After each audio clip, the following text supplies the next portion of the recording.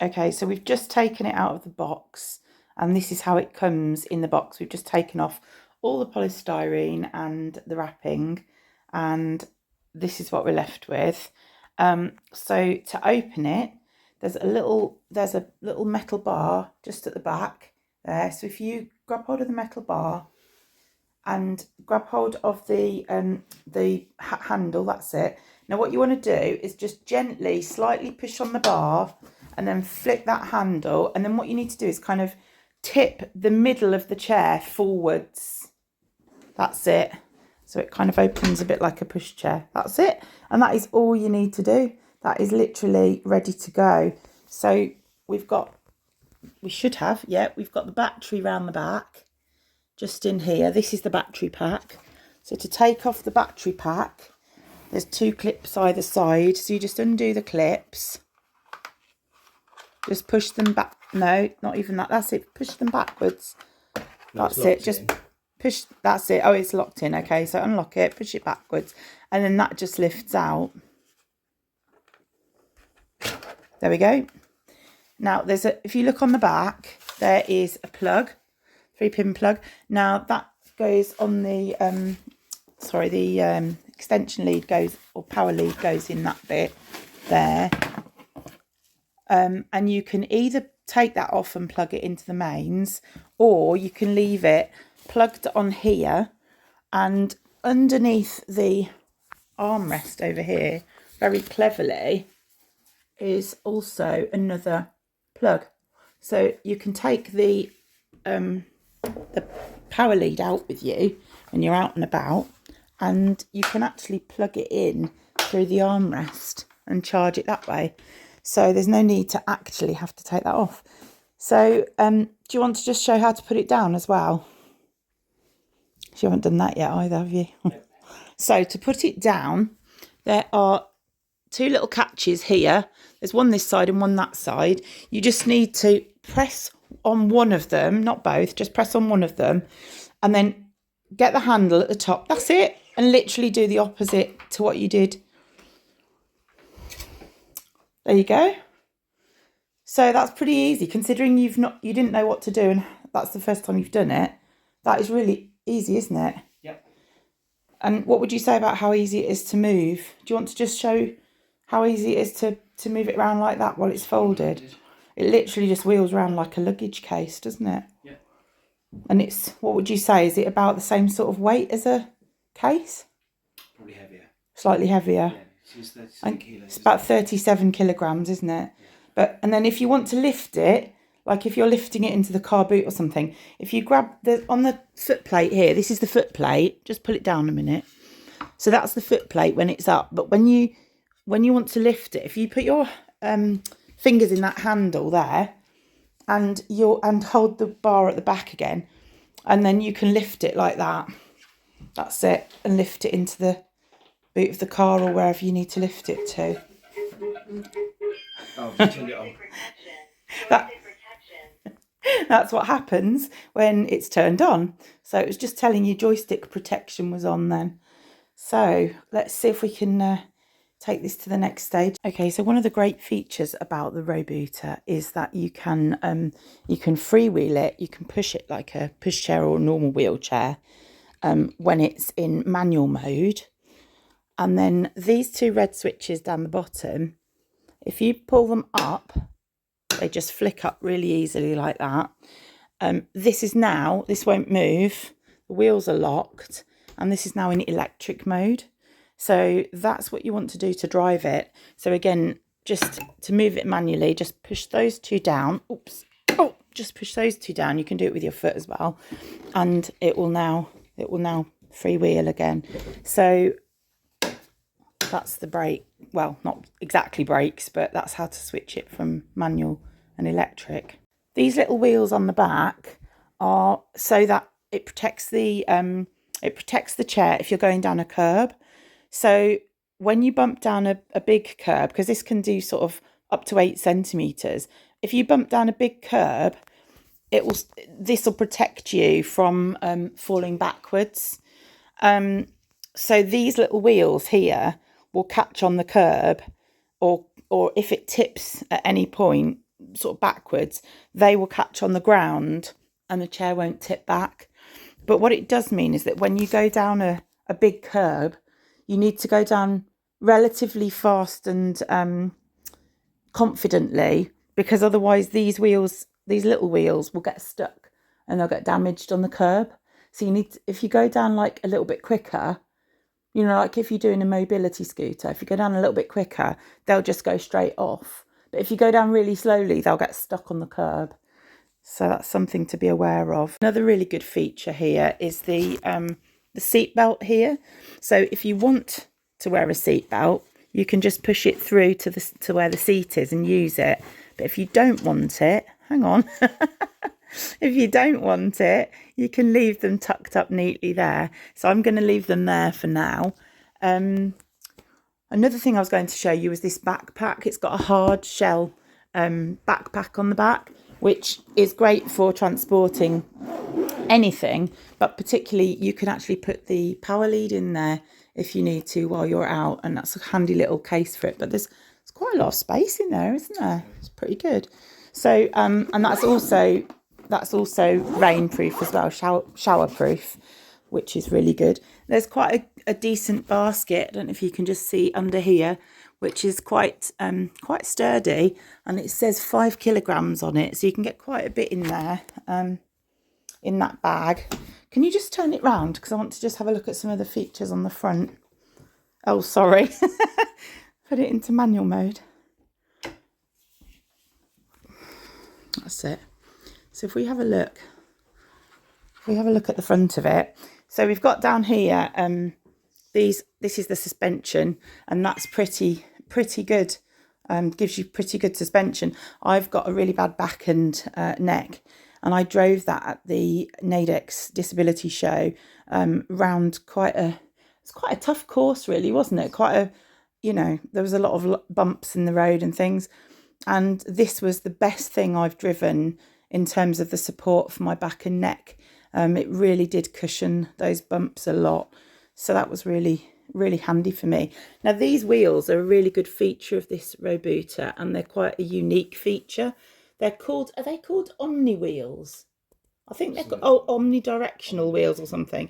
And what that means is that they go forwards and backwards, but they also go I'm trying to show it, but they also go round. These bits go round, which basically means that the wheels can turn on the spot. So without having to go forwards and stuff, the whole chair can turn on the spot. And obviously, because of the way that those wheels are made, that's what gives it its ability to climb up the curbs and go over rough terrain quite well as well. So those are really good feature there, and quite a unique feature. You can see the basket again from the front there too. So up here on the armrests, we've got I'll show you this one first, actually. Let me just see if I can get up. So I'm just going to sit in it to show you, actually, so I've got somewhere to sit down. Right, so we'll take this off here, this warning label. You can have that. There you go. Got a little assistant today. So this button here is the power button. So if we push it long press, it will come on. Nice little tune there for us. We've got a horn, which is pretty useful, I suppose, if you need that. This SOS feature is pretty good. There's an app that you can get with the Robooter that you can link up to. You can link the chair to your phone via Bluetooth, and if you've set it up if you set it up when you get the chair, I haven't looked at it just yet, but this SOS button is if you have an accident or an emergency, you can press that and it will call somebody directly from your mobile phone via Bluetooth. So that's a pretty good feature as well. This button here is to put it in it says FN, but I can't remember what the FN stands for, but basically it means like novice mode. So if it's in FN, it will only stay on the first and second speed. It won't go higher than that. If you press, I think it's this one, press quickly, it unlocks it. And then you can use these buttons here to go up and down the speeds. So if you're somewhere where you want to go pretty slowly, you can keep it in a low speed. But if you're somewhere where you're going to need to go a bit quicker, you can obviously move it up to 5. Now, if you're in the novice mode, it will only go up to 1 and 2. It won't go higher than 2. So that's what that button does, basically. And then the joystick here, here we go. This is the moment of truth. First time I've moved this one. You just go. Oh, there we go. Going backwards and forwards. And it will go to the side as well. Probably better do that outside, really, but yeah, it's getting a bit stuck on the carpet in here. It will work, but we've got quite a deep pile carpet here. But essentially, that's what it does. So I'm going to just turn that off for now, because if I don't, I'll probably end up moving somewhere I don't want to move. So let's just do that for now and come over the other side. Now on this side, we've got, let's just take this cover off. There we go. So we've got here an LED light, which I'm told works. It might need to be switched on for that to work. Let me just do that again. Switch that back on. Let's see if that works now. So this light, oh, there we go. You see the lights come on. Doesn't look very bright from here, but I'm told that when it's dark, that gives quite a powerful beam. And I can actually see from here it is quite a bright light. I won't shine the camera too closely into it because it'll blind you. But let's just switch that off again. So you literally just touch it under here. There's not even a button. It's just a touch sensor to turn that on and off. And then on the top here, you've got a USB port, which is quite handy if you want to charge a phone while you're going.